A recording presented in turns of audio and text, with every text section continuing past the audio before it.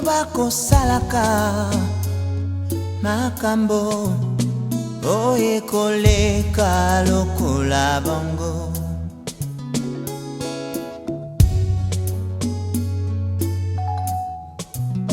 Maloba yango tosimba ekopimba. Si nous allons faire une étude sur le livre des rites, c'est dans l'Ancien Testament, parce que Dieu veut nous parler beaucoup, et Dieu veut nous faire du bien. Le livre des rites, c'est dans l'Ancien Testament, c'est avant ou après le livre de Juges. C'est après le livre de Juges, Ancien Testament. Alléluia, amen. Et nous avons intitulé notre message aujourd'hui, ton Dieu sera mon Dieu. C'est une portion de critique que nous avons tirée dans ce livre-là, au chapitre, le thème nous l'avons tiré au chapitre 1er. Ton Dieu sera mon Dieu.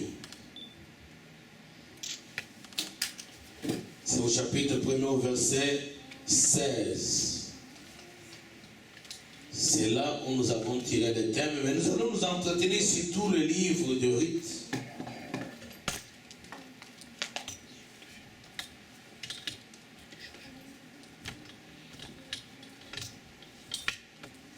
Ton Dieu sera mon Dieu. Alléluia, amen. Bien aimé, dans ce texte, dans ce livre de rites, j'aimerais, par la grâce du Saint-Esprit, t'amener à comprendre quelque chose. C'est pour quelqu'un qui est découragé, c'est pour que tu apprennes comment te comporter devant l'oppression, quand le diable t'aquile, quand les circonstances t'oppriment, quand tu te sens acculé, quand tu te sens coincé, tu as l'impression que tu es contre mur. Est-ce qu'on peut tirer un peu la porte là-bas, s'il vous plaît? Quand tu sens que tu es contre mur, il ne semble pas y avoir des solutions pour ton problème ou pour tes problèmes. Il ne semble pas y avoir du secours. Il n'y a personne qui est disposé à te venir en aide. Quand tout semble négatif, bien aimé, j'aimerais te dire, et ce que nous allons voir dans ce texte, j'aimerais te dire que c'est quand tout devient compliqué, si tu n'as rien à te reprocher vis-à-vis de Dieu, c'est alors que Dieu, ou la bénédiction de Dieu, ou la visitation de Dieu, ou la solution de Dieu est tellement proche de toi que tu n'as pas idée. Alléluia, amen. Parfois, nous avons l'impression, nous aimerions voir avec nos yeux physiques, mais les choses que Dieu fait, Dieu n'est pas obligé de nous les montrer à l'avance. Dieu n'est pas obligé de te dire ce qu'il va faire pour toi demain. Ce qu'il va faire, il l'a déjà fait. Ce n'est pas qu'il va le faire demain, mais il a déjà décidé de le faire parce que tout ce que nous vivons aujourd'hui, ça a été déjà fixé avant le commencement, avant la fondation de ce monde. Ce n'est pas que ce que tu seras demain, Dieu va le faire demain. Alléluia. Amen. Si tu deviendras riche demain, ce n'est pas que c'est demain que Dieu va te donner la richesse. Ça a déjà été fixé avant que le monde soit créé. Avant que tu sois né, Dieu a déjà tout planifié et personne ne pourra changer cela, même pas le diable. Alléluia. Ce que tu es, c'est ce que tu seras, c'est ce que tu es, parce que Dieu a fait comme ça. Le diable n'a rien créé. Dieu a créé toutes choses, a placé le commencement et il a déjà placé la fin. Il connaît lui-même comment ça sera la fin. Dieu connaît la fin de ta vie. Il connaît les jours et l'heure et la date. Alléluia. Tout est déjà fait, il n'y a personne qui va faire autre chose. Même ce que le diable fait dans ta vie, c'est Dieu qui a dès le commencement planifié que pendant telle période, tu vivras telle opposition. Pendant telle période, tu vivras telle humiliation. Pendant telle période, tu vivras dans telle difficulté. Dieu a tout planifié. Alléluia. Il n'y a rien qu'il est en train de faire, il a tout fait. La Bible dit qu'il a créé le monde dans 7 jours, 6 jours. Et le 7e jour, il s'est reposé. Donc, il n'y a pas eu un 8e jour où peut-être le diable est venu perturber ce que Dieu avait fait dans 6 jours pour que Dieu se lève encore le 8e jour pour réparer ou pour faire quelque chose. Il a tout fait pendant 6 jours. Et le 7e jour, il s'est reposé. Tout était fait tout était parfait. Alléluia. Il se peut que certaines choses nous arrivent. Et en tant qu'humains, dans nos faiblesses, dans notre incrédulité ou dans notre ignorance, on peut interpréter mal les choses. On peut être acquilé dans la faiblesse, poser des actes, parfois des actes mauvais et négatifs, parfois des actes contraires même à la parole de Dieu. On peut faire prendre des décisions, on peut poser ou se comporter, mais au-delà de tout cela, ce que Dieu a déjà fixé, même ce que tu fais de manière négative vis-à-vis de Dieu, Dieu avait déjà planifié que ça serait ainsi. Dieu n'est pas surpris sur tout ce qui arrive. Même quand un chrétien pêche demain, Dieu savait que tel jour, en telle date, il péchera. Il m'abandonnera. Il va violer ma parole. Dieu savait et tout est planifié. Même quand tu vas pécher, si tu es de Dieu, Dieu va te repêcher. Il va te récupérer. Donc, il n'y a pas de souci. J'aimerais dire à quelqu'un, Dieu sur le trône, il s'inquiète de rien. Alléluia. Même quand il voit le diable t'étrangler, Dieu ne s'inquiète de rien. Parce qu'il sait qu'à la fin, le diable échouera. Il n'y a aucune situation qui inquiète Dieu. Et j'aimerais ce matin te dire, bien-aimé, que rien ne puisse t'inquiéter. Parce que Dieu est au contrôle. Nous allons lire le livre des rites. Dans ce texte de rites, à partir du chapitre 1er, le verset 1er dit ceci: du temps de juge, il y eut une famine dans le pays. Donc, ce texte commence avec un aspect négatif. Il présente une image très sombre.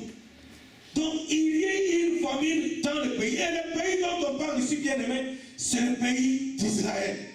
Ce n'est pas un pays que Dieu ne posait, c'était parmi le peuple de Dieu. C'est dans son pays, le pays que Dieu avait choisi comme lui appartenant. Parmi le peuple que Dieu avait choisi comme son peuple. Et c'est dans ce pays-là qu'il y a eu la famine. Alléluia. Amen, amen, amen, amen. Il y a eu la famine. Pas ailleurs. Parmi le peuple de Dieu, il y a eu la famine. Bien aimé, il peut nous arriver des problèmes. Mais Dieu sait, ça ne l'inquiète pas. Dieu n'a jamais été inquiété que l'avion, si tu es dans l'avion, l'avion peut connaître un crash où l'avion monte, l'avion descend. Toi, tu peux t'inquiéter, mais Dieu ne s'inquiète pas parce qu'il a tout fixé. Et il sait que personne n'a le pouvoir de changer les choses qu'il a fixées. Alléluia, amen. Il y a la famille dans le pays. Un homme de Bethléem de Juda, c'est là où il y avait la famille. Un homme de Bethléem de Juda partit avec sa femme et ses deux fils pour faire un séjour dans le pays de Moab. Bien aimé, écoute-moi très bien. Quand ça ne marche pas dans la vie, la première chose ou la seule réaction qu'il faut faire, c'est regarder si tu n'as pas péché. C'est l'unique chose que tu dois faire. Et s'il y a péché, tu dois réagir, te repentir et rester calme. Alléluia. Un jour, Moïse est sorti avec le peuple de Dieu d'Égypte pour les amener dans la terre promise. 6 recommandations de Dieu. Et ils vont arriver devant la mer Rouge, il y avait de l'opposition. Et la mer était agitée, mais derrière, il y avait toute une armée. Et la première puissance du monde dans ces temps-là, l'armée d'Égypte, qui poursuivait Moïse et le peuple de Dieu pour les détruire. Alléluia, amen, amen, amen.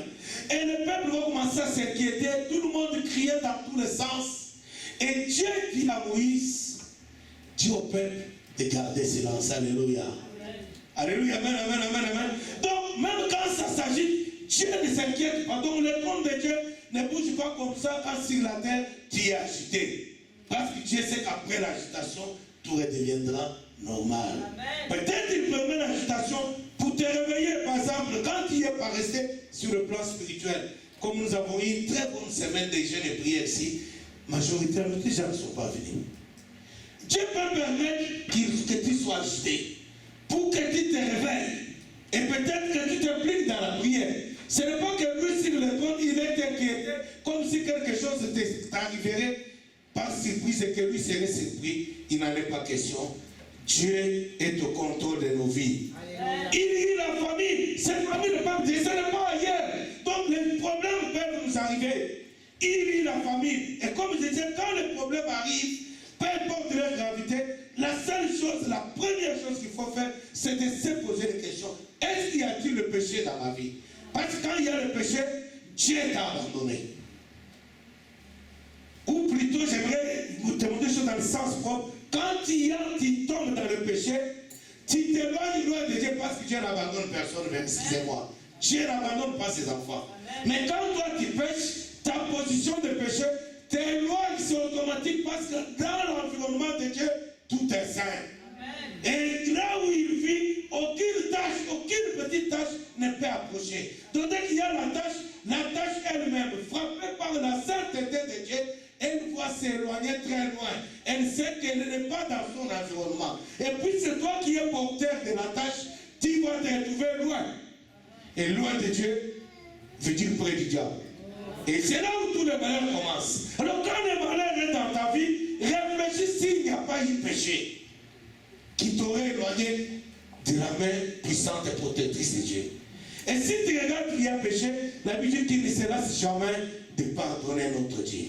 Il nous donne toujours la voie, le recours, pour que l'on puisse revenir dans sa gloire et dans ses grâces. Alors là, tu te répands sincèrement, automatiquement il te pardonne, tu rentres dans sa présence, dans sa glorieuse présence, et tu es bénéficiaire de toutes ses grâces. Mais si tu regardes bien, tu fais l'examen de conscience très sérieuse et très donnée, tu te rends qu'il n'y a rien à te reprocher. Tu ne te reproches rien. Et laisse-moi le bien-aimé te donner un conseil, c'est moi ce que je fais. Même si je ne me reproche de rien, par prudence, je confesse le péché non commis. Je dis, Seigneur, bon, c'est vrai que j'ai regardé, il n'y a personne, il n'y a rien. J'ai rien fait.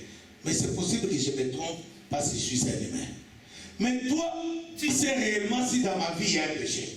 Alors pardonne-moi pour tous les péchés que moi j'ignore, mais que toi, tu as remarqué chez moi. Donc je demande pardon. C'est pour avoir l'assurance que même si le malheur m'arrive, l'Éternel me délivrera, car il a dit le malheur atteint souvent le juste. Et l'Éternel l'en délivre toujours. Amen. Écoutez bien aimé, la parole de Dieu ne dit pas le malheur atteint souvent les injustes. Injuste, c'est lui qui ne vit pas dans le péché.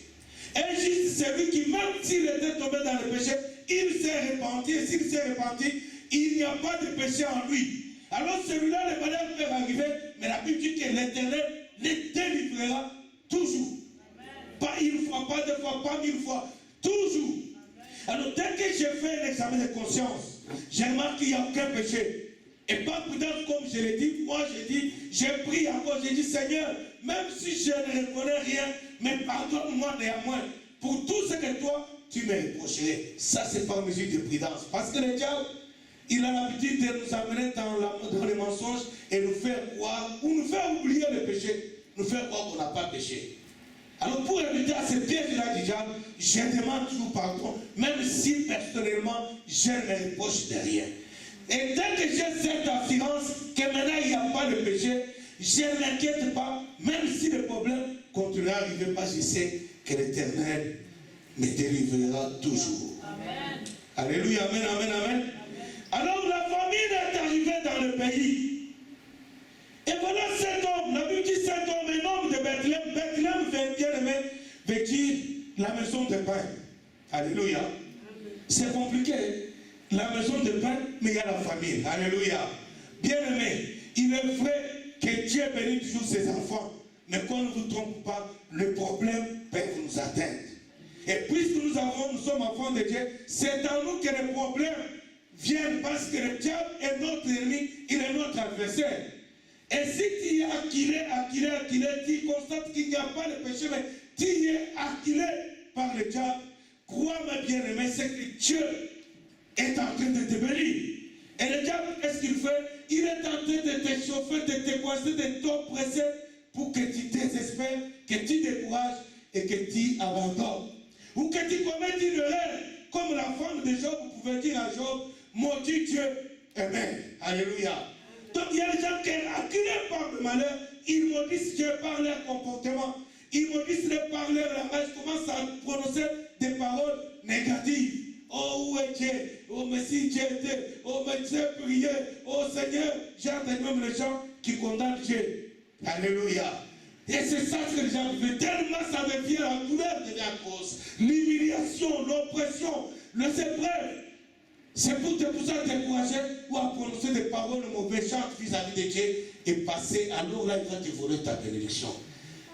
Dieu a dit à Moïse, dit au peuple, gardez silence. Alléluia. Gardez silence. Quand il y a des pensées, ferme ta bouche, c'est mieux. Parce que plus on l'ouvre dans les problèmes, on va dire tout et tout selon la chair. Parce que la chair souffre. Elle s'exprime. Ne laisse pas la chair s'exprimer. Gardez silence. Amen. Alléluia. Amen.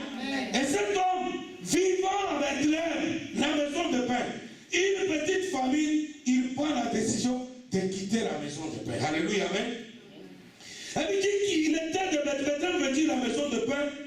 Il était un homme de Bethléem de Juda. Et Juda veut dire la louange. Donc c'est quelqu'un qui vivait dans la louange. Et la louange a toujours été accompagnée de la gloire de Dieu. Donc il était un expérimenté de la présence de Dieu. Un expérimenté de la gloire de Dieu. Mais à cause de la famille, bien aimé, c'est ce qui nous arrive. C'est ce qui t'arrive, c'est ce qui m'arrive, c'est ce qui arrive à beaucoup de gens. Quand ça devient trop difficile, on oublie tout ce que Dieu avait fait autrefois dans nos vies.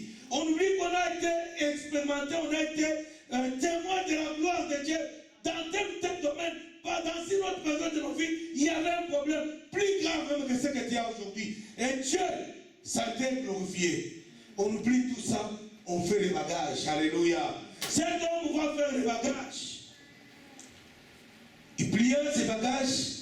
Il était marié, il avait 2 enfants. Elle me dit qu'il allait pour un séjour dans le pays de Moab. Bien aimé, j'aimerais te dire ceci. Là, écoutez là où il choisit. Il quitte Bethléem, la maison de pain. Il quitte Juda, la louange. Il va aller faire un séjour dans le pays de Moab. Parce qu'il avait appris que là-bas, il y avait à manger. Bien aimé, faites attention, le désir de la chair. Quand tu te laisses conduire par la chair, il peut t'amener plus loin, alors plus loin de Dieu. Alléluia, amen. Il va aller là où il y avait la nourriture. Mais là où il est allé, bien aimé, Moab, le pays de Moab, j'ai regardé la géographie. Là où se trouve le pays de Moab, par rapport à Bethléem, le pays de Moab se trouve au sud-est de la mer morte. Alléluia. Tu peux souligner mer morte, surtout morte. Donc, il va aller habiter là où sévissait la mort. Donc, il va préférer manger et mourir. Et ce qui arrive aux chrétiens, quand tu pêches parce que tu es acquis par les besoins, tu vas mentir. Alléluia. L'habitude des salaires du péché, c'est la mort. Donc, au lieu de supporter, d'attendre que la main de Dieu, au lieu de supporter, ou bien d'aller prier comme nous avons choisi de passer une semaine de jeûne et prière, d'aller prier pour pleurer là devant Dieu et attendre la main de Dieu, la bénédiction qui vient de Dieu, tu vas te fabriquer une bénédiction. Mais la bénédiction que tu vas te fabriquer t'amène plus près de la mort. Et cet homme va aller trouver refuge pour satisfaire le besoin de la chair. Il va l'habiter à côté de la mer morte, dans le pays de Moab. Ça, c'est la première chose. La deuxième chose, les Moab, ou le pays de Moab, les Moabites étaient motivés par Dieu. Alléluia. Donc, il va aller faire le compromis avec la malédiction. Il va aller s'imprégner, il va aller habiter en pleine malédiction. Bien aimé, les Moabites, ils étaient maudits par Dieu parce qu'ils s'étaient élevés, érigés comme ennemis du peuple de Dieu. Ennemis du peuple de Dieu. Et pendant toute une décennie, plusieurs années, ils se sont levés pour combattre. Ce sont des ennemis permanents du peuple de Dieu. Ils combattaient Israël toujours. Alléluia, amen. Amen. Toi qui fais des compromis avec les pays, les païens, ce sont les ennemis. Parce que leur maître, celui qui les domine, celui qui dirige les diables, c'est notre ennemi permanent. Alléluia, amen. Voilà un peu là où cet homme va aller. Cet homme s'appelle Elimelech. Le verset 2 dit, le nom de cet homme était Elimelech. Alléluia, amen, amen. C'est malheureux bien aimé. Elimelech veut dire, mon Dieu est roi. Alléluia. Donc c'était un vrai enfant de Dieu. Et pas n'importe quel. Son nom veut dire, mon Dieu est roi. Donc il reconnaissait que Dieu est son roi. Et c'est ce que nous sommes les chrétiens. Jésus-Christ est notre roi. C'est vrai, tu reconnais cela, tout le monde le sait. Mais quand tu es en difficulté, qu'est-ce que tu fais? La Bible, ça m'a étonné. Comment n'a-t-il pas pensé à prier d'abord Dieu? Ce n'est pas quelqu'un qui a demandé le secours de Dieu et qui ne l'a pas vu. Pour dire, bon, j'ai beaucoup prié, je me suis de quoi je suis allé. Il n'a même pas dans cette zone, on ne dit pas s'il a prié Dieu. Et pourtant, son nom veut dire, mon Dieu est roi. Donc c'est Dieu qui régnait dans sa vie. Mais si Dieu règne dans ta vie, est-ce que tu le laisses le contrôle de toute ta vie? Est-ce que tu le laisses décider si ta vie, même quand rien ne marche? Est-ce que tu le laisses choisir ou tu fais le choix toi-même? Cet homme, bien qu'il s'appelait mon Dieu est roi, quand il a eu des problèmes, il n'a pas pensé à son Dieu est roi. Alléluia, amen. Et le nom de sa femme s'appelait Naomi. Amen, amen, amen, amen. Bien aimé, Naomi veut dire beauté et douceur. Donc c'était de merveilleux nom.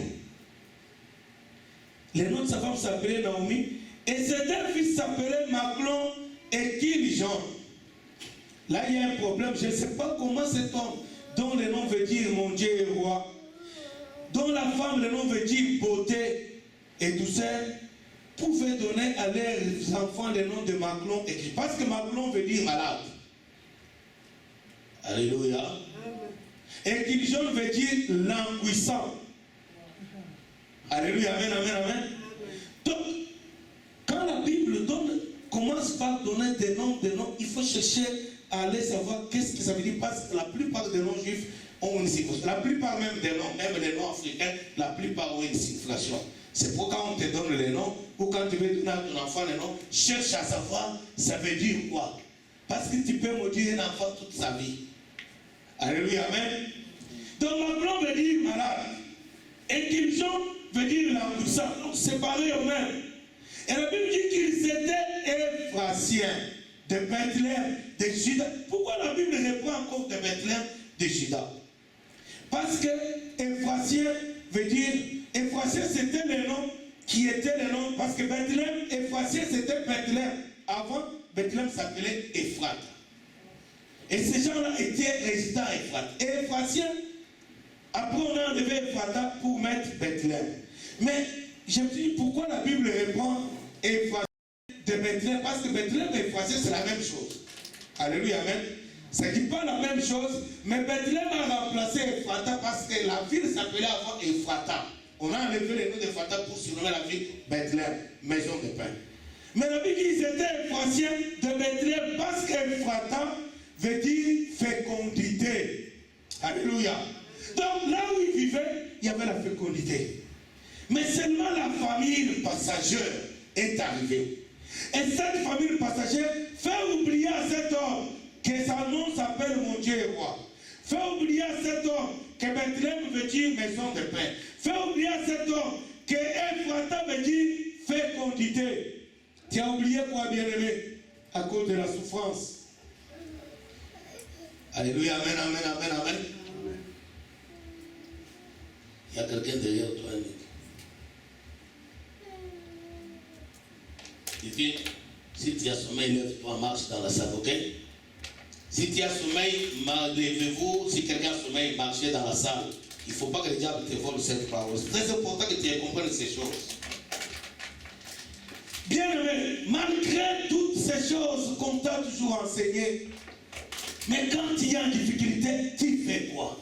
Toutes ces choses que nous avons toujours appris, non seulement ce que nous avons toujours appris, mais certaines choses, nous les avons vécues. Dieu a fait certaines choses comme ce matin, bien qu'affamé, tu as envie. Bien que manquant l'argent, tu as envie. Bien que sentant pas de douleur, tu as envie. Parce que d'autres sont à l'hôpital.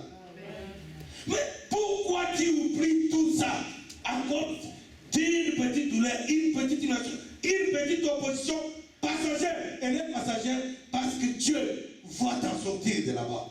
Pourquoi tu oublies tout? Cet homme oublie qu'Ephrata, là où j'ai mis, c'est là où il y a la fécondité. C'est là où il y a le pain. Mon nom s'appelle mon Dieu est roi, donc je suis soumis à un roi. Il oublie tout ça. Il va l'habiter à côté de la mer morte. Sur mon verset 2, ces deux fils s'appelaient Maclon et Kiljon. Ils étaient Éphrasiens de Bethléem, de Juda. arrivés au pays de Moab, ils y fixèrent leur demeure. Bien-aimé, tu sais que tu peux être à l'église chaque dimanche tout en demeurant à Moab. Alléluia. On peut être physiquement à l'église, mais spirituellement à cause d'un état de péché. La souffrance était à cause, tu es maintenant dans la fraude. Amen, amen, amen. Et là, tu es dans la fraude, mais tu viens à l'église. La souffrance est à cause, tu es dans la corruption, dans l'impudicité. Là, tu viens à l'église. Le manquement est tellement trop, tu te livres à tout, mais tu es quand même à l'église. Alléluia, amen, amen, amen. Donc, tu as pour demeure moi. Même si tu viens dimanche à l'église, les gars bien-aimés, ils y fixèrent leur demeure à moi. Son verset 3. Elimelech, mari de Naomi, bien-aimé, quand tu quittes là où tu es placé, quand tu ignores toutes les grâces de Dieu, quand tu oublies tout ce que tu as fait à cause d'un petit problème, même à cause d'un grand problème, mais j'ai dit tous problèmes sont passagers. Parce que Dieu a déjà fixé tout ce qui nous concerne. Même les problèmes qui nous arrivent, c'est la volonté de Dieu. D'habitude, tout concourt au bien de ceux qui aiment Dieu. Donc même les malheurs, les douleurs qui nous arrivent, ne sont pas une surprise. Dieu savait que ces malheurs nous arrivaient. Et à la fin, c'est nous qui en sortirons vainqueurs. C'est pour notre bien. Alors à cause même d'un grand problème, même problème passager, tu as choisi de prendre une mauvaise décision. Tu as choisi de tourner les gars dans une mauvaise destination. Et là où ils sont allés, bien même si tu prends des choses comme ça, les conséquences, tu vas payer. Les conséquences, tu vas assumer. Alléluia, amen, amen. Que là où ils sont allés, à peine s'ils ont fixé leur demeure là-bas, Elimelech, mari de Naomi, mourit. Ils étaient à côté de la mère morte. C'est normal.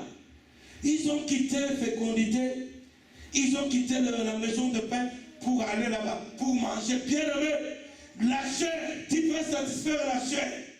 Tu veux aller avec un homme ou une femme, coucher avec, pour satisfaire la chair.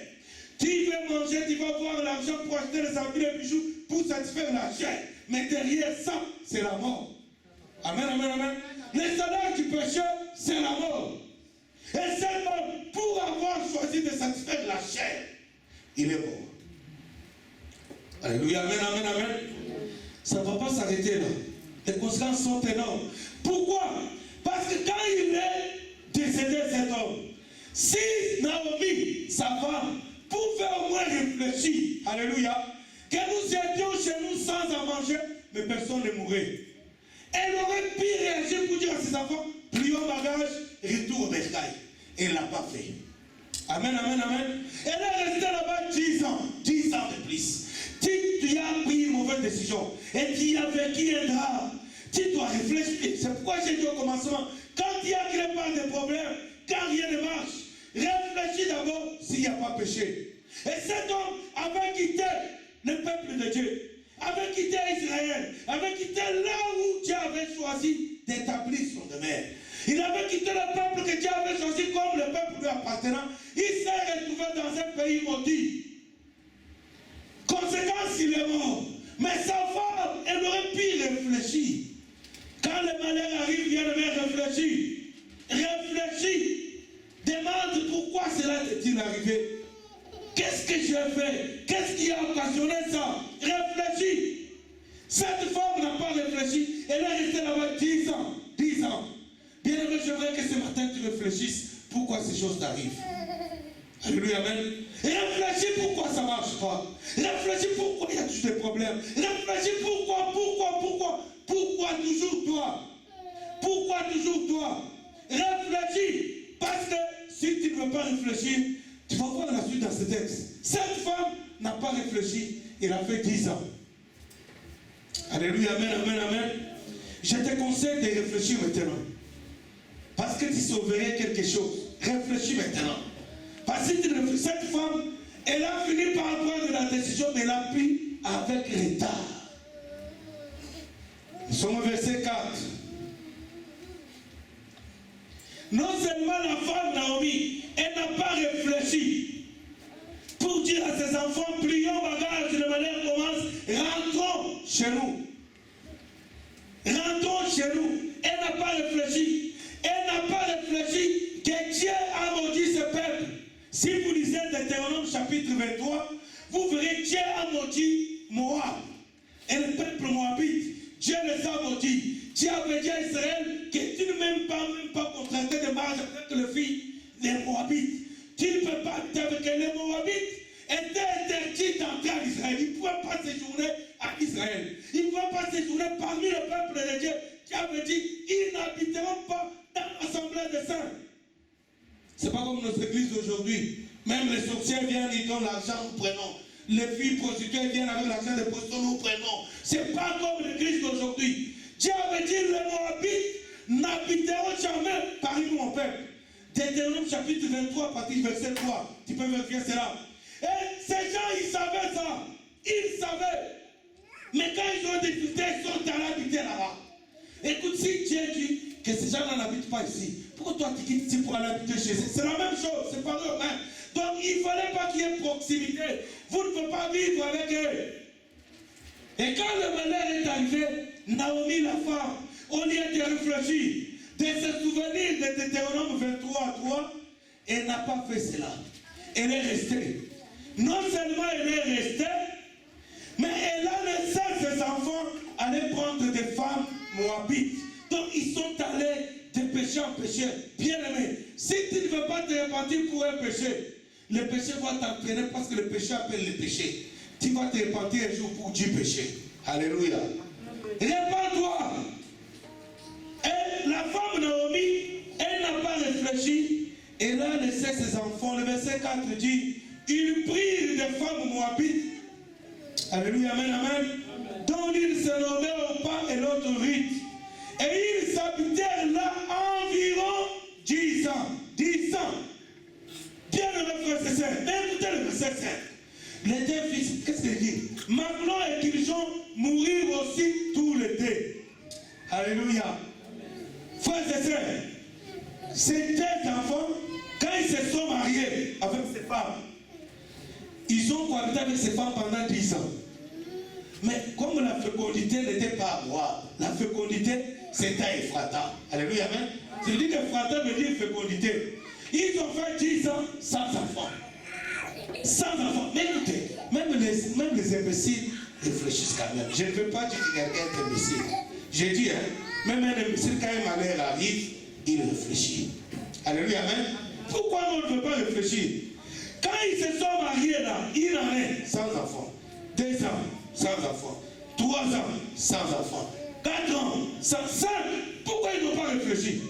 6 ans, ils n'ont pas réfléchi. 7 ans, 10 ans, ils sont morts. Alléluia. Bien-aimé, tu attends jusqu'à quand pour réfléchir? Tu attends jusqu'à quand pour prendre une bonne décision? Tu attends jusqu'à quand pour retourner à ton premier amour? Alléluia. Retourne au premier amour. Quand tu t'étais converti, tu priais beaucoup. Et aujourd'hui, tu attends jusqu'à quand? Quand tu t'étais converti, tu jeûnais beaucoup. Et aujourd'hui, quand tu t'étais converti, tu marchais beaucoup dans la sainteté. Et aujourd'hui, quand tu t'étais converti, tu lisais beaucoup la Bible. Et aujourd'hui, pourquoi tu ne veux pas retourner dans ces habitudes-là?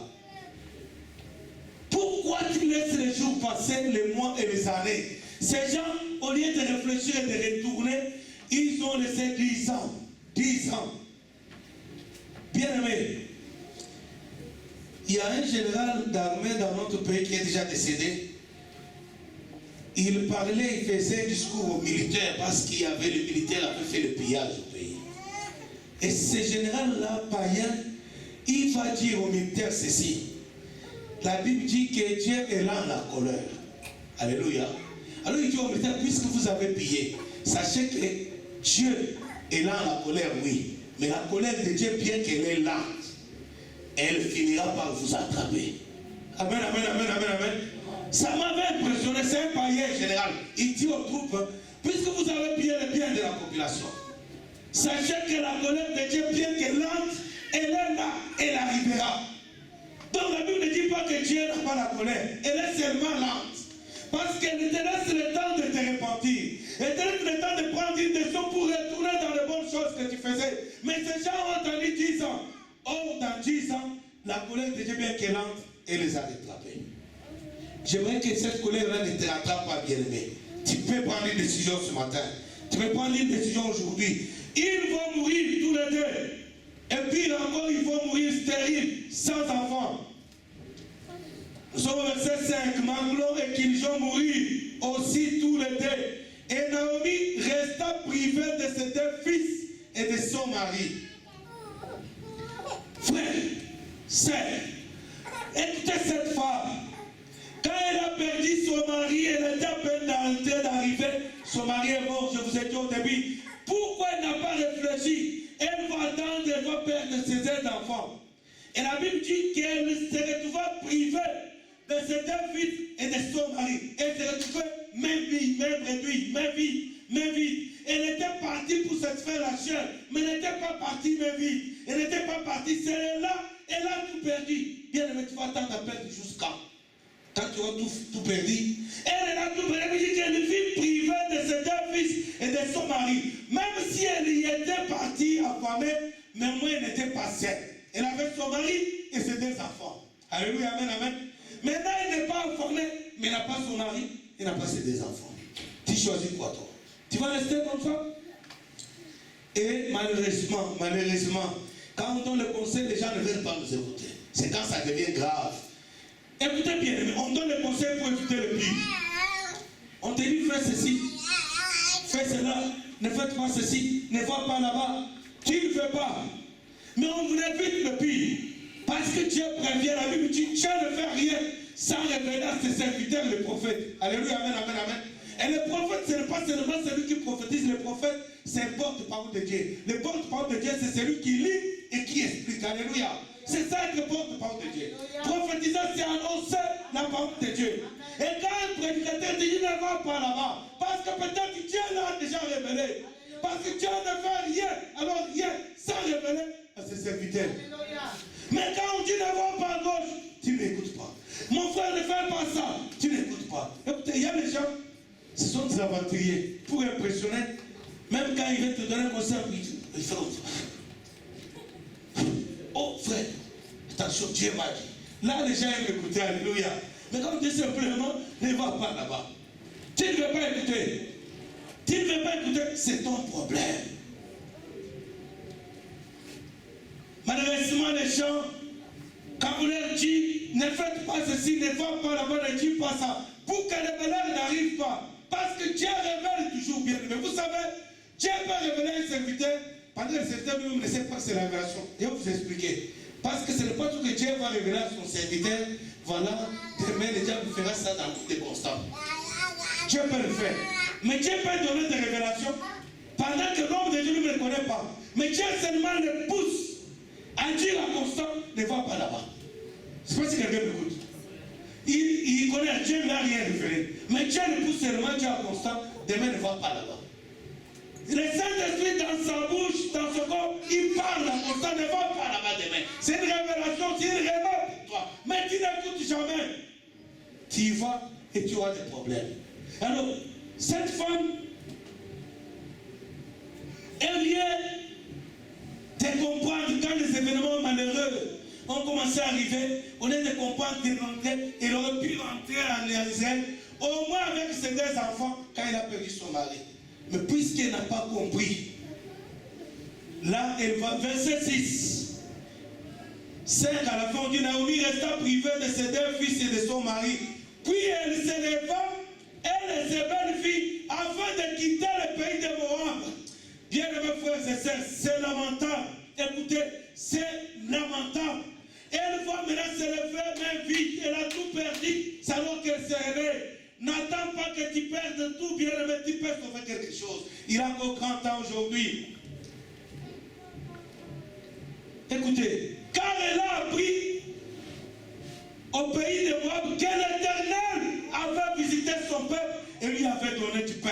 Je veux dire à quelqu'un, Dieu nous a frappés, Dieu nous visitera. Amen. Dieu va nous visiter un jour. Ces gens-là, écoutez, et ils sont partis avec son mari et ses deux fils. Mais en Israël, à Bethléem, là, les autres étaient restés. Alléluia. Les autres ont tenu. Écoutez bien, quand ça ne va pas, allons à genoux. Restons là, à genoux. Le problème va se rester à genoux. Mon pasteur me disait toujours, le diable pourra tout me prendre.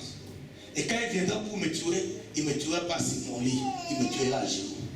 Si Dieu va permettre que le diable me tue, il me tuera à genoux. Donc ça veut dire qu'il va encourager. Il dit, quand tu vois que les choses mauvaises commencent, alors si tu as tout perdu, va à genoux.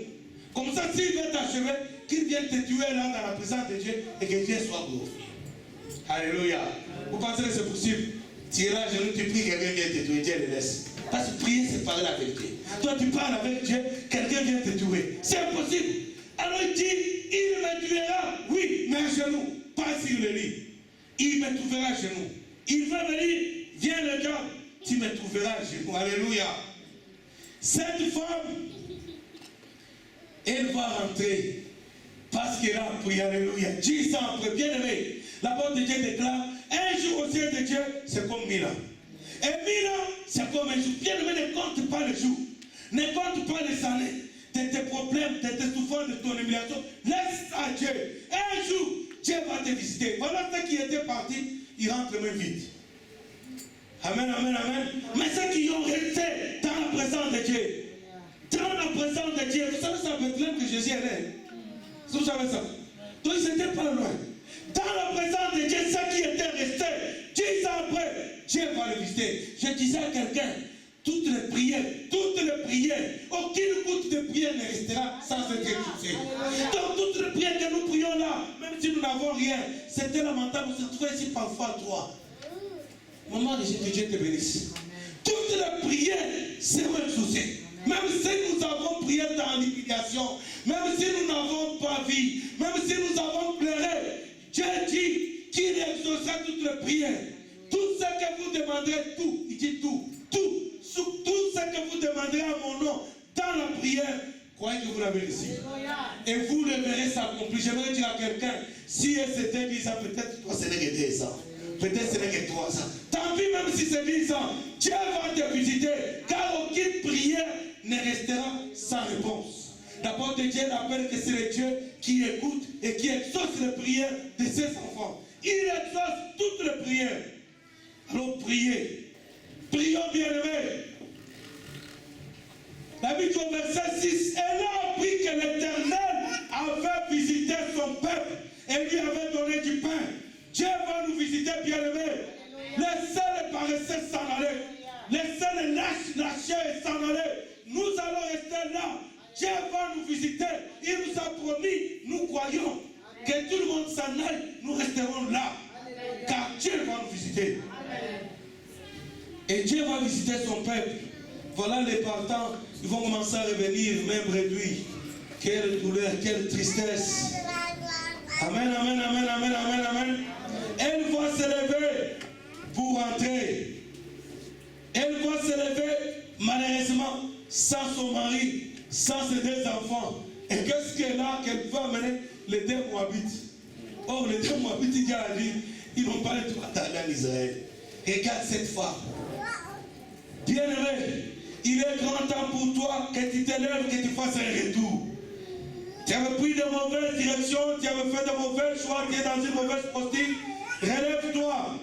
Relève-toi. Et cette femme va se lever pour partir. La Bible dit que les 2 belles filles vont chercher à la suivre.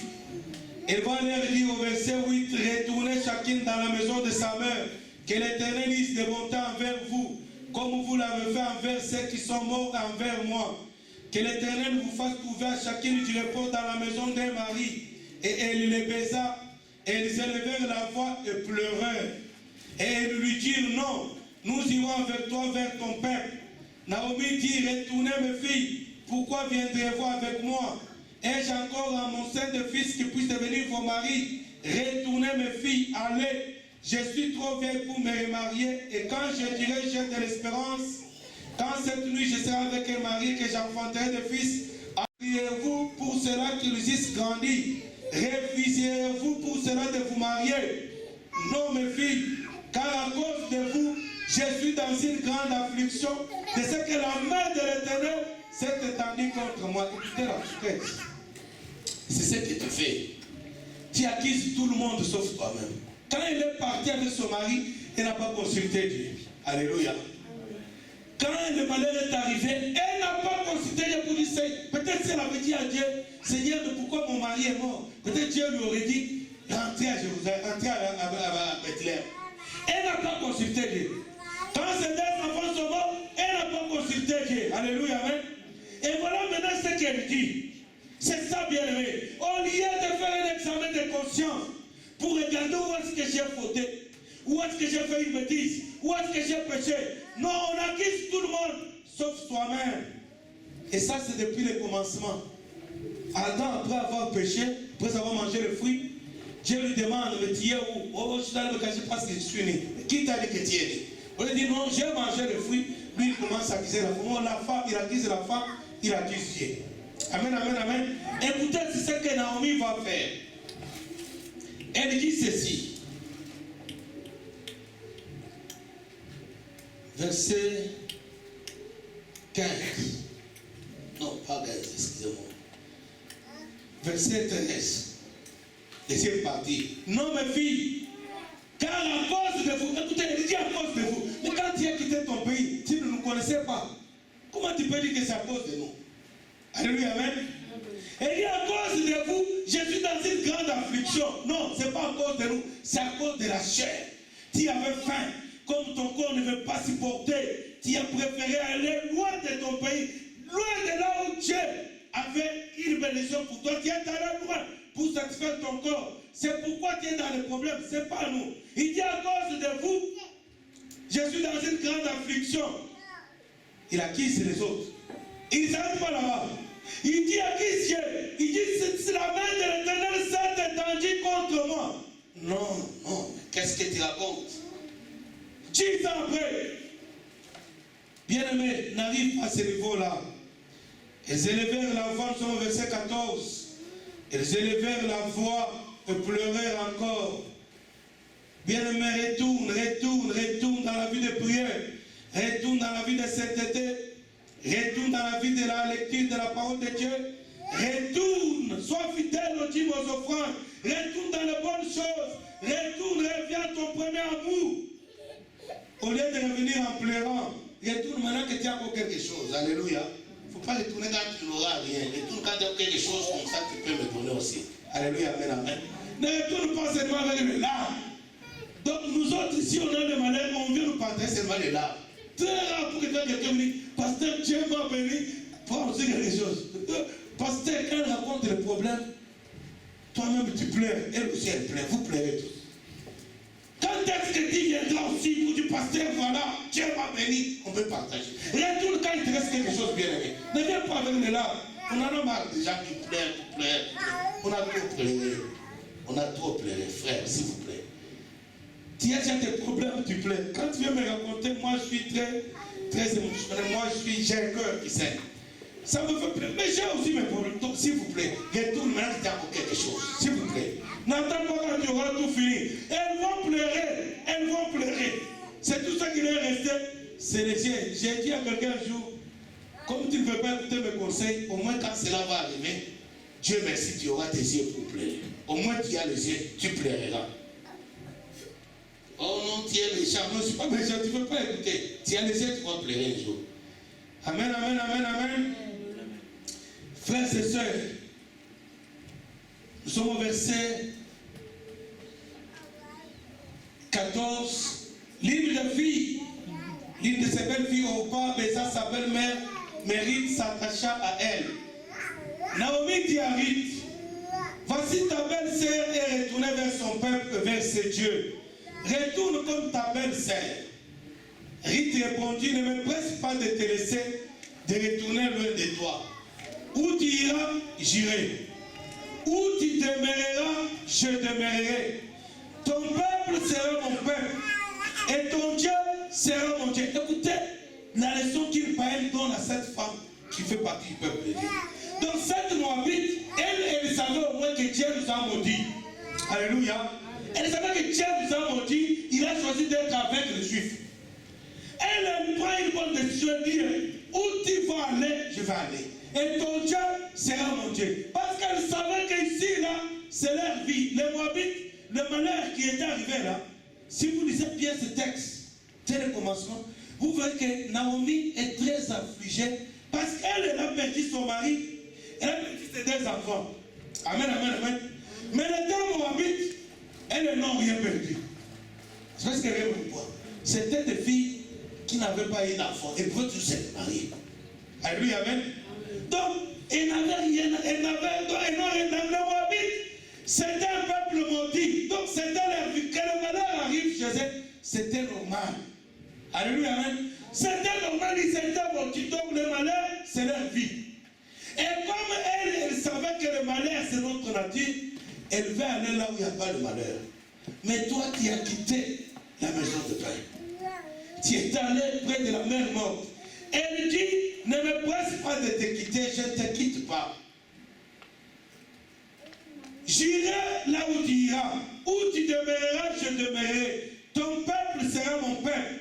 Et ton Dieu sera mon Dieu. Où tu mourras, je mourrai. Et j'y serai enterré. Que l'Éternel me traite dans toute sa rigueur. Si autre chose que la mort vient à me séparer de toi. Alléluia. J'aime beaucoup la parole de Dieu. Romain dit ceci. Rien ne pourra nous séparer de l'amour de Christ. Ni la pauvreté, ni la nudité, ni la maladie, ni la mort. Rien ne pourra nous séparer de l'amour de Christ. Bien aimé, même si tu souffres, reste là. Il n'est pas question de paniquer parce que Dieu va visiter son peuple. Et cette femme, bien que par une fête cette déclaration, où tu mourras, je mourrai. Que l'Éternel me traite dans toute sa guerre. Si autre chose que la mort me sépare d'avec toi. Verset 18, Naomi, la voyant décidé à aller avec elle, cessa ses instances. Elles firent ensemble le voyage jusqu'à l'arrivée, à Bethléem. Et lorsqu'elles entrèrent à Bethléem, toute la ville fit émue à cause d'elle. Et les femmes disaient, et c'est là Naomi. Alléluia. Vous comprenez un peu le texte, le sens de ce texte. Les gens se posent la question. Et c'est là Naomi. Une question comme ça, il y a beaucoup, elle sous-entend beaucoup de choses. D'abord, c'est-à-dire elle était fanée. Alléluia. Quand elle était partie, son nom s'appelait Naomi. Naomi veut dire beauté, douceur. Quand elle rentre, les gens ne la reconnaissent pas bien. Elle est comme Naomi. Alléluia. Bien aimé, c'est bien pour toi de rentrer quand il y a encore quelque chose. Sinon, ça sera trop tard. Les gens n'arrivent pas à la justice. Et c'est là Naomi. Donc, elle est comme Naomi. Donc, elle avait perdu toute la beauté. Elle sait qu'elle a perdu. Oh mon Dieu, c'est triste. Et c'est là Naomi, nous sommes au verset 19 vers la fin.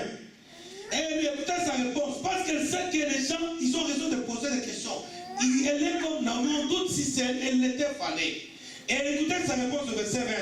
Elle leur dit, ne m'appelez pas Naomi, alléluia. Naomi veut dire beauté. Elle avait perdu toute la beauté. Et le prochain dit, ne m'appelez pas Naomi, appelez-moi Mara. Mara veut dire amertume. Bien-aimé, rentre auprès du Seigneur pendant qu'il te reste quelque chose. Parce que l'amertume, moi j'en ai aussi. Ne m'apporte pas la tienne aussi, c'est compliqué. Alléluia. Rentre pendant qu'il y a encore quelque chose, bien-aimé. N'attends pas quand ça sera tard. Cette femme, elle déclare, elle rejette son nom. Elle dit, ne m'appelez pas beauté. Elle leur dit, ne m'appelez pas Naomi, mais appelez-moi Mara. Car le Tout-Puissant m'a rempli d'amertume. Quel est l'état de ton cœur? L'Éternel m'a rempli d'amertume. Écoutez le verset 21. J'étais dans l'abondance à mon départ. Mais pourquoi tu étais parti? Écoutez, on reconnaît la grâce de Dieu seulement quand on l'a perdu. Quand elle était partie, toi, mais pourquoi tu es parti là-bas? Amen, amen. Quand elle a perdu, écoutez, Dieu est merveilleux. Le souffle de vie, c'est une richesse. Alléluia. Mais comme tu ne reconnais pas, être en bonne santé ce matin, c'est une richesse, même sans argent. Mais tout ça, tu ne reconnais pas. Un jour, tu seras malade, tu te rappelles, alors tu diras, Dieu m'a repris la bonne santé. C'est maintenant pour toi de réfléchir. C'est une richesse. Voilà maintenant, elle dit, j'étais dans l'abondance à mon départ. Et l'Éternel me ramène les mêmes filles. Bien aimé, même sans changer, reconnaissons quand même que Dieu est bon. Nous sommes comptés parmi les pauvres, au moins les pauvres qui vivent. Qu'est-ce que tu veux? Être compté parmi les riches qui sont morts. Alléluia. Amen. Tu penses que chrétien pauvre, un pauvre vivant vaut mieux qu'un riche mort.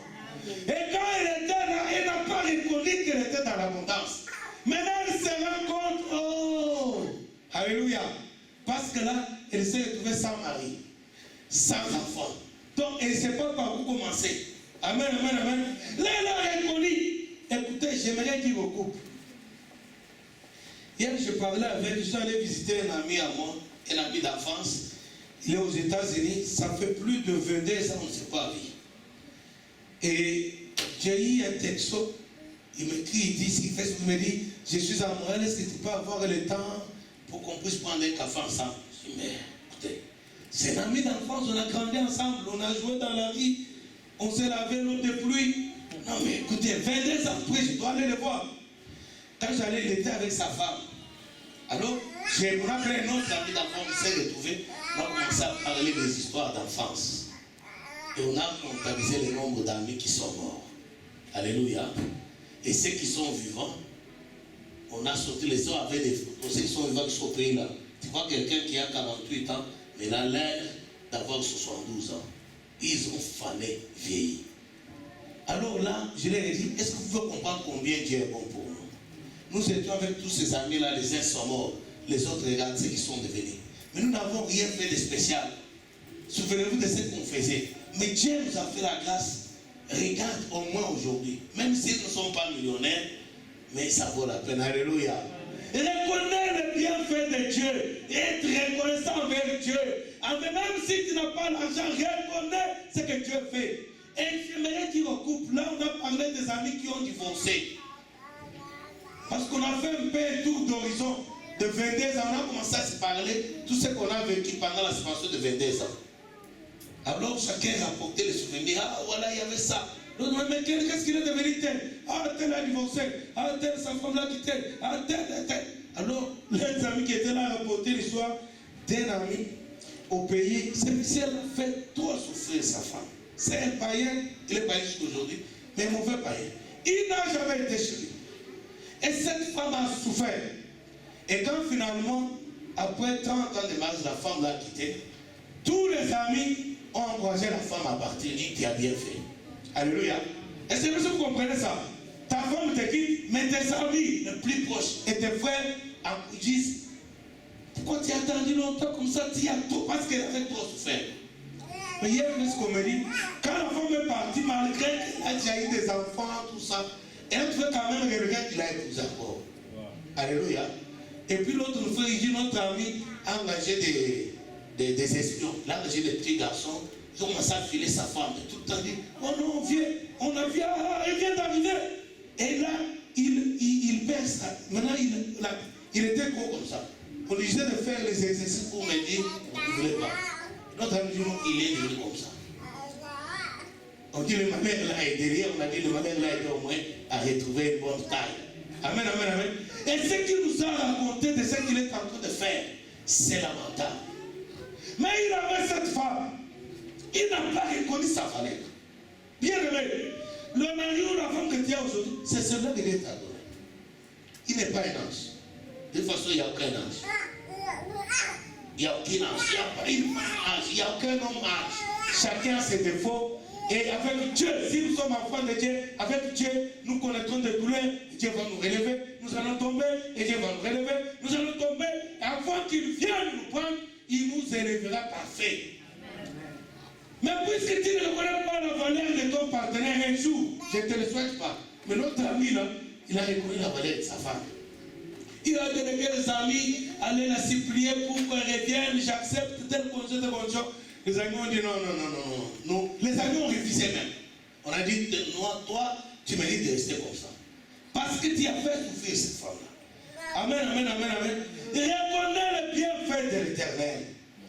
Ce que Dieu nous a donné, c'est précieux. Avant de demander autre chose, dis merci pour ce que tu as. Et cette femme Naomi, elle a perdu son mari et ses enfants. Elle rentre main vide. C'est quand tu seras main vide que tu comprendras la valeur de ce que tu as perdu. Et alors elle reconnaît, j'étais dans l'abondance. Ah oui. Là, elle reconnaît, tu étais dans l'abondance. Pourquoi tu n'avais jamais béni Dieu pour cette abondance? Appelez-moi Mara, l'Éternel m'a affligé. Alléluia, amen, amen, amen, amen. Si vous avez encore 15 minutes, on peut continuer, sinon on va s'arrêter là parce qu'il est l'heure. Permettez? Il est midi. Amen, amen, amen, amen. Ok. Je ne parle pas comme ça, je vais continuer alors. Amen. Bien-aimés frères et sœurs, Dieu est fidèle. Il faut seulement prendre la décision. Je ne t'encourage pas à prendre la décision quand c'est tard. Elle est la première la décision quand c'est tard. Elle est rentrée. Et quand elle est rentrée, écoutez, Dieu ne va pas visiter cette femme-là, Naomi directement. Parce que, bien aimé, quand le malheur arrive, j'avais dit au commencement, j'insiste, regarde là où tu as péché et répands-toi. Puisqu'elle, au lieu de se repentir, elle a accusé plutôt Dieu. Oh Dieu m'a affligé, oh Dieu m'a fait, oh Dieu m'a fait. Sa chance, elle va trouver la chance ou la grâce à cause de cette inconnue-là de Moabite, celle qui était maudite. Parce qu'elle, dans sa bouche, elle a prononcé, écoutez bien aimé, la Bible dit le pouvoir de la vie et de la mort est à la langue. Alléluia, amen. Donc, cette femme Naomi, elle a trop parlé mais négativement. Mais la Moabite, qui était pourtant maudite, elle a reconnu que le Dieu que tu as, au lieu de le condamner, moi je vais te suivre. Toi tu le condamnes, mais moi je vais quand même te suivre à cause de ce Dieu-là. Et c'est elle qui va être bénie. Cette femme, bien qu'elle interdite des droits de cité en Israël, elle va aller quand même. Bien aimé, vous savez la persévérance. Il faut persévérer. Nous avons lu un texte ici pendant mon état de prière, le texte que tout le monde connaît de l'île 18, du juge unique. Ce juge-là unique qui n'avait pas de respect pour personne, mais il y a une femme veuve qui a fait tellement harceler ce juge. La Bible dit que ce juge-là va se lever, il va dire, puisque cette femme est en train de me déranger, je vais quand même régler son problème. Alléluia, amen, amen.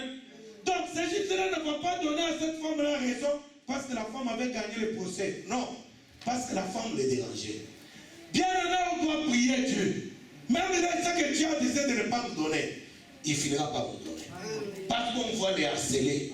Et je t'encourage, bien aimé, il faut harceler Dieu. Pour qu'il nous donne, même s'il n'a pas prévu, il va nous donner. Si tu toutefois lis le chapitre 18, l'histoire du juge unique, tu vas voir, Dieu peut donner, même s'il n'avait pas prévu. Alléluia, amen, amen, amen, amen. Et cette fille-là, Moabite, maudite, elle va persévérer, elle va aller. Et quand elle arrive avec Naomi en Israël, nous sommes au chapitre 2 de Rite. Naomi avait un parent de son mari, cet homme puissant et riche. Alléluia. Donc ils avaient dans leur famille un homme puissant et riche, mais ils sont allés à Moab. C'est compliqué. De la famille d'Elimelech et qui se nommait Boaz. Verset 2, chapitre 2. Rite la Moabite dit à Naomi, laisse-moi, je te prie, aller glaner des épis dans les champs de celui au ciel duquel je trouverai grâce. Elle lui répondit, va ma fille. Elle alla glaner dans un champ derrière les moissonneurs. J'aimerais que tu lis dans ta Bible, bien aimé, derrière les moissonneurs. Alléluia. Cette femme moabite, bien que moabite, parfois les païens ont certains avantages. Moi j'ai un cousin païen. La seule chose qui est mauvaise chez lui, parce qu'il est païen. Mais quand tu vis avec lui, je ne vais pas vous manquer de respect. J'ai trouvé 5 chrétiens meilleurs que lui dans la façon de vivre. Le respect des choses d'autrui, l'honnêteté, l'humilité. Donc, la seule chose qui manque, c'est la Bible et accepter Jésus-Christ comme Seigneur Sauveur. Mais pour sa vie, je pense avoir rencontré 5 chrétiens qui vivent bien plus que lui. Mais c'est un païen. Cette femme moabite, bien qu'une femme païenne, étrangère aux choses de Dieu, elle va aller glaner dans les champs. Et quand elle va dans les champs, elle ne se précipite pas pour jouer le premier rôle. La Bible dit, elle va aller derrière. Elle ne reconnaît qu'elle ne mérite rien. Elle ne reconnaît qu'elle n'a pas de droit. En toute humilité, elle va aller derrière. il y a les gens trop prétentieux. Ils aiment occuper les premières places. Ils aiment trop de titres. Et ça, c'est pas bon. Elle va aller glaner derrière le moissonneur. Et il se trouva par hasard que la pièce de terre appartenant à Boaz, qui était de la famille d'Elimelech. Voici Boaz vient de Bethléem et il dit au moissonneur, que l'Éternel soit avec vous. Il lui répondit, que l'Éternel te bénisse. Et Boaz dit à son serviteur chargé de surveiller le moissonneur, à qui est cette jeune femme? Alléluia. Bien-aimé, plus tu passeras le temps dans la prière, même si Dieu ne te connaît pas, un jour il va demander, mais l'autre là il est ici chaque jour. Alléluia. Un jour tu vas attirer la présence de Dieu. Tu vas attirer l'attention de Dieu. Prie toujours, même si tu ne vois rien. Prie toujours. Cette femme ne connaissait pas Boaz. Amen, amen, amen. Elle ne connaissait pas Boaz. Tout ce qu'elle a fait, c'est d'aller dans le champ. Bien-aimé, nous insistons pour aller dans le champ missionnaire. Elle est allée dans le champ de Boaz. Mais elle ne connaissait pas Boaz. Et Boaz ne la connaissait pas. Tout ce qu'elle a fait, elle est allée dans le champ. L'église a besoin des gens pour s'investir dans le champ missionnaire. Amen, amen, amen. Les champs de Dieu, la Bible dit, la moisson est grande, mais il y a peu d'ouvriers. Dieu a besoin des ouvriers dans son champ. Où est-ce qu'il va trouver les ouvriers? Cette femme, elle s'est fait disponible, bien qu'elle ne connaissait pas Boaz. Bien que Boaz ne connaissait pas, elle était là, même si elle n'avait pas un grand titre. Un vrai titre. Elle n'a pas besoin de titre. Même si elle n'avait pas de titre, elle était derrière. Elle travaillait derrière. Bien aimé, la Bible dit, celui qui va s'abaisser, Dieu va l'élever. Je vais gagner le temps pour le je vais vous expliquer le premier sans lire. Qu'est-ce qui va arriver? Le patron du champ, bien aimé, un jour, Dieu viendra. Il viendra chercher, il viendra contrôler son champ. Parce que chaque jour, Dieu contrôle son champ. Il contrôle, même si tu ne le vois pas. Un jour, il faut dire, monsieur là, il est toujours ici chaque jour. D'où est-ce qu'il vient? Amen, amen, amen. Et le patron du champ, Boaz, il va venir, il va dire, mais c'est qui cette femme-là?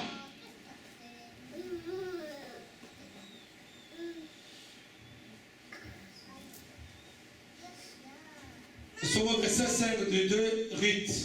Boaz dit à son serviteur chargé de surveiller les moissonneurs, à qui est cette jeune femme? Le serviteur chargé de surveiller les moissonneurs répondit, c'est une jeune femme moabite qui est revenue avec Naomi du pays de Moab. Elle a dit, permettez-moi de glaner, de ramasser des épis entre les jeunes, derrière le moissonneur. Écoutez la suite, bien-aimée. Et depuis ce matin qu'elle est venue, elle a été debout jusqu'à présent. Elle ne s'est reposée qu'un moment dans la maison. Alléluia. Un moment régi. La Bible dit, depuis qu'elle était là le matin, elle était toujours debout. Allez, on ne se repose pas dans l'œuvre de Dieu. Alléluia. Un moment dit. La Bible dit, depuis, là c'est le serviteur qui rend compte, qui fait le rapport au patron. Il dit, cette jeune femme, depuis qu'elle est arrivée le matin, elle a dit, je vais glaner derrière, mais depuis qu'elle est là, je vais vous dire cela. Tous ceux qui veulent servir Dieu, écoutez bien ce texte. Elle a dit, permettez-moi de glaner, au verset 7 de 2 Ruth, chapitre 2, verset 7. Elle a dit, permettez-moi de glaner et de ramasser des épis entre les jeunes, derrière le moissonneur. Et depuis ce matin qu'elle est venue, elle a été debout jusqu'à présent. Alléluia, amen, amen, amen. Elle ne s'est pas reposée debout à l'œuvre. Boaz dit à Ruth, écoute ma fille, ne va pas glaner dans un autre champ, alléluia.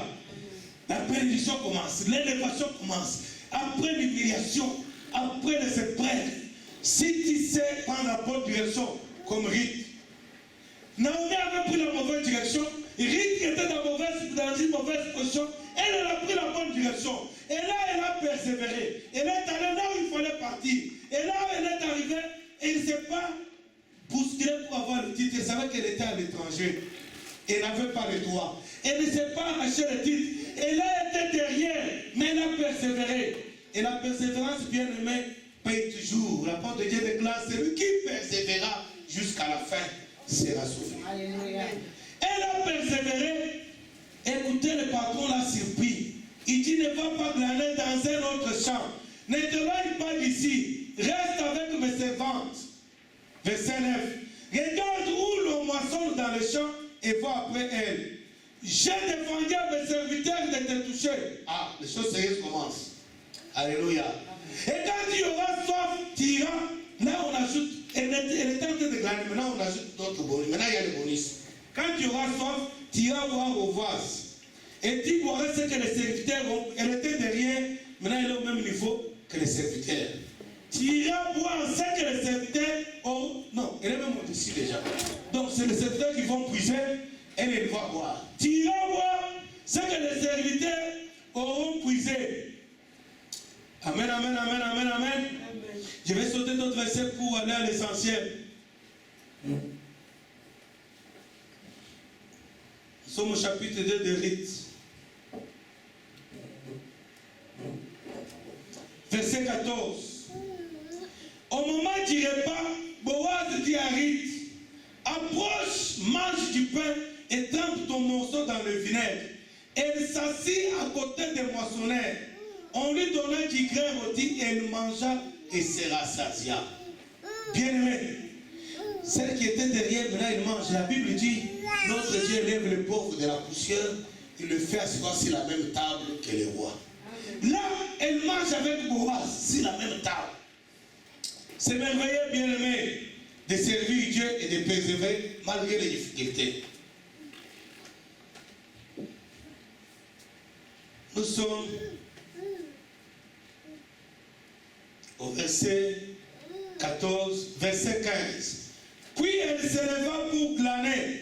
Boaz donna cet ordre à ses serviteurs, qu'elle glane aussi entre les gerbes et ne l'inquiétez pas. Amen, amen, amen.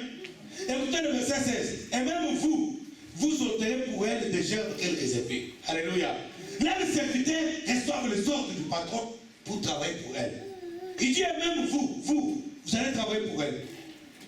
Bien-aimé, retourne dans les bonnes choses. Dieu est fidèle. Et même vous ôterez pour elle des gerbes quelques épis, que vous la laisserez glaner sans lui faire des reproches. Elle glana dans les champs jusqu'au soir, et elle bâtit ce qu'elle avait glané. Amen, amen, amen, amen, amen, amen. Nous allons sauter pour aller au verset chapitre 3. Rapidement.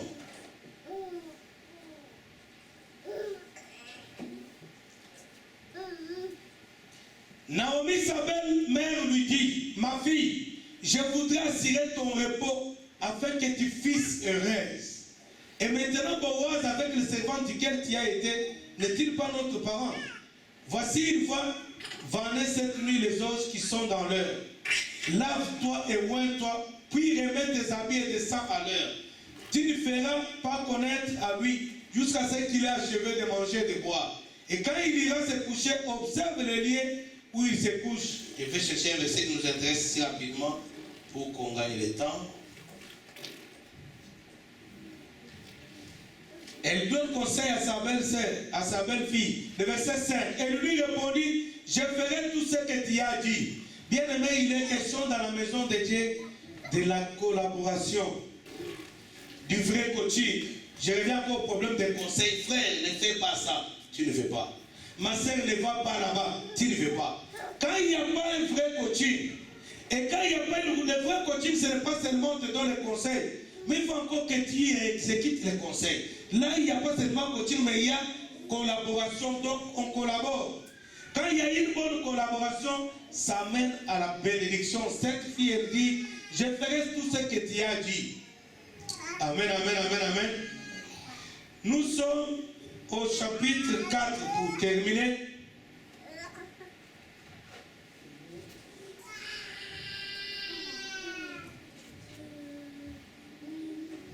Vous allez lire tout le chapitre 4 à la maison. Parce que pour avoir été persévérant dans la moisson de Dieu, pour avoir été docile à écouter les conseils, à les mettre en pratique, cette Moabite qui n'avait pas le droit d'habiter en Israël, qui n'avait pas le droit d'être mariée par Égypte, elle fut mariée par Boaz. Alléluia. Bien-aimés frères et sœurs, nous sommes en train de vivre un temps compliqué où l'Église passe par des moments très difficiles. Il n'y a que les hommes et les femmes qui savent persévérer. Il n'y a que les hommes et les femmes qui savent endurer la souffrance en demeurant fidèles à Dieu. Il n'y a que les hommes et les femmes qui peuvent endurer le sacrifice de servir Dieu, même si c'est difficile. Servir Dieu avec persévérance, c'est là. Dieu va les honorer. Cette femme, qu'est-ce qui est arrivé? Elle est l'ancêtre de Jésus-Christ. Vous savez que Jésus-Christ, bien que Dieu, il est né d'une femme. Alléluia, amen. Et cette femme, là où on va l'épouser, l'enfant qu'elle va mettre au monde, c'est cet enfant-là qui va être un des parents du roi David. Alléluia. Lui, David lui-même, fait partie dans la généalogie de Jésus-Christ. Donc cette femme est l'ancêtre de Jésus. Cette femme, Dieu l'a honorée. Non seulement ses besoins temporels qu'elle avait là, la pauvreté, la famine, fit régler. Pourquoi? Parce qu'elle est devenue la femme d'un homme puissant et riche en Israël. Mais ses besoins pour l'éternité, parce qu'aujourd'hui, nous parlons de cette femme qui ne savait pas qu'un jour, quand elle souffrait, il y aura des Congolais, des Ivoiriens, des Sétiers, des Cela, il y aura des Haïtiens qui parleraient de moi. Bien aimé, si Dieu l'a fait pour elle, il peut le faire pour toi. Écoutez mon message tout simplement là-bas pour ne pas abuser de votre temps. Cette femme, elle était maudite. Cette femme, elle a connu toutes sortes d'épreuves. Mais pour avoir compris qu'il faut aller là où il y a le véritable Dieu, pour avoir compris qu'il faut servir dans les champs du véritable Dieu, parce que Boaz est le descendant où il est l'ancêtre de Christ. C'est le symbole du Dieu Tout-Puissant, le maître de la moisson. Cette femme s'est investi à travailler dans la moisson de Dieu, sans chercher les problèmes de titre, sans bousculade, sans trouble, derrière dans l'humilité, et Dieu l'a élevée. Non seulement comme servante, elle a été épousée par un homme puissant. Alléluia. Notre Dieu, c'est lui le plus puissant. Et il peut faire de toi ce qu'il a fait de cette femme. Non seulement Dieu, notre Seigneur Jésus, a des solutions pour tes problèmes temporels, mais il a des solutions pour tes problèmes de l'éternité. Donc il va régler tes problèmes dans le présent et dans l'éternité. Et sache-moi bien, si Dieu t'élève, des siècles après, on peut toujours parler de toi.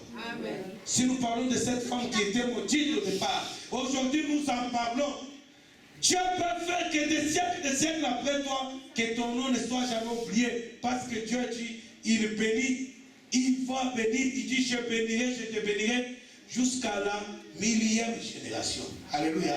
Jusqu'à 1000e génération de tes enfants. Donc Dieu va bénir, il va te bénir, il va bénir tes enfants, les enfants de tes enfants, les enfants, jusqu'à la 1000e génération. Voilà pourquoi nous parlons de Naomi. Parce que Dieu l'a béni. Jusqu'à faire de David un roi. Jusqu'à faire de Jésus-Christ, c'est que Jésus est aujourd'hui le Seigneur des Seigneurs. Cette femme est ancêtre de Jésus. Nous allons lever pour la prière.